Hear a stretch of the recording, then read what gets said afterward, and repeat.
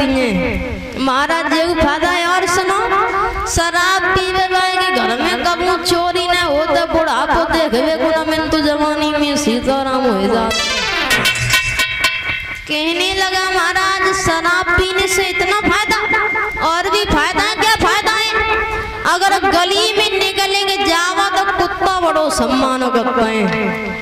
खैर वैसे तो ईश्वर की कृपा से अब ठेका वाले रोवत हैं, बर्बाद कर दिए, कितनी बहनों के श्रृंगार उजाड़ दिए, कितनियों को विधवा कर दिया। इतनी प्यारी है जब मेहतर पिए, जाट पिए, यादव पिए, लोधे पिए, किसी भी जात का कोई पिए, ओ ढंग से गुट गुट लगा के भी तो चली जाता। कतई न मने कत के हम तेरे अंदर ना जाएंगे। सबसे प्रेम करती है कि दारू सबसे प्रेम बढ़ावे।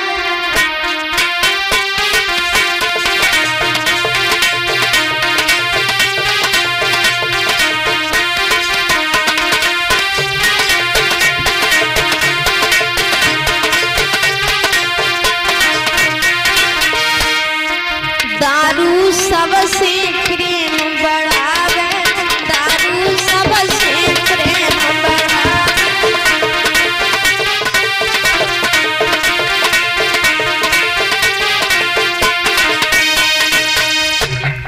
महाराज परीक्षित बोले, आप वहां चले जाइए जहां पर संतों का अनादर होता है, माता पिता का अनादर होता है, आप ऐसी जगह चले जाओ।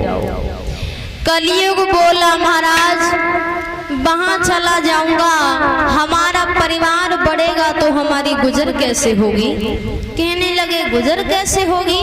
जवाब दिया हाँ।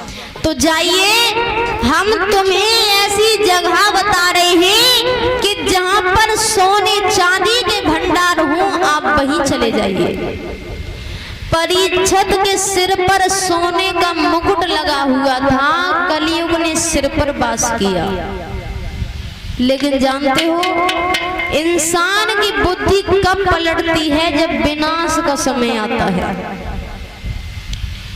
महाराज परीक्षित वहां से आगे बढ़े, आगे बढ़कर के महाराज परीक्षित को वन में प्यास लगने लगी। महाराज परीक्षित कहने लगे, अरे हमें कोई पानी पिला दीजिए, हमें प्यास लग रही है।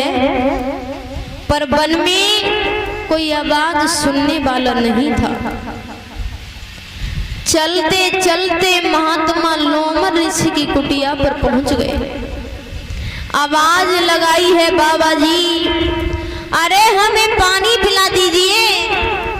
पर महात्मा जो भगवान के भजन में लीन है, बाबा जी को नहीं मालूम था कि हम पर पानी मांग रहा है।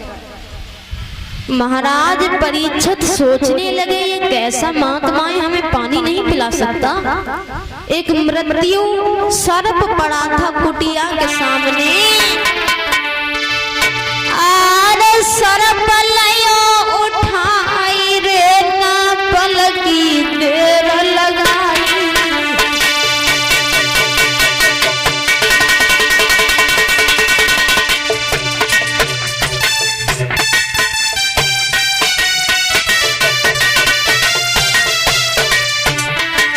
सर्प उठाया सामने से महाराज परीक्षित ने। अरे सर्प लयो उठाई रे ना पलकी देर लगाई। और लोमन ऋषि गर्दन में, अरे लोमन ऋषि गर्दन में वन फोड़ डालो जाई।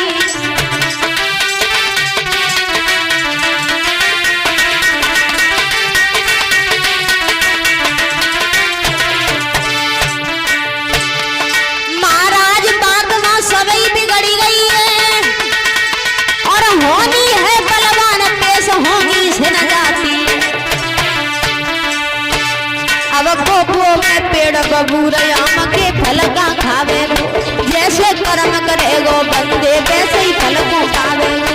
जैसे कर्म करेगो बंदे वैसे ही फल को पावे।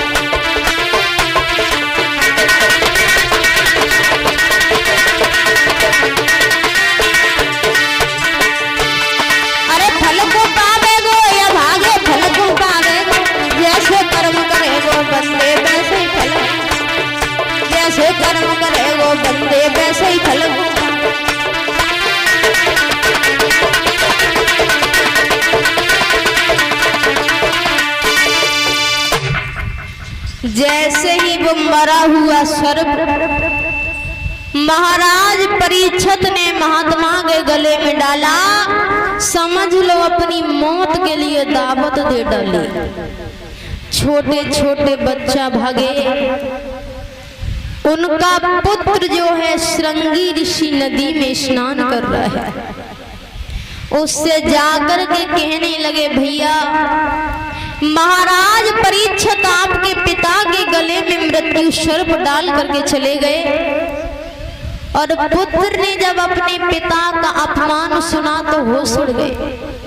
पुत्र होना चाहिए तो श्रृंगी ऋषि जैसा, लेकिन आज कल के भैया लोगों की तो पूछो ही मती, सब जिंदगी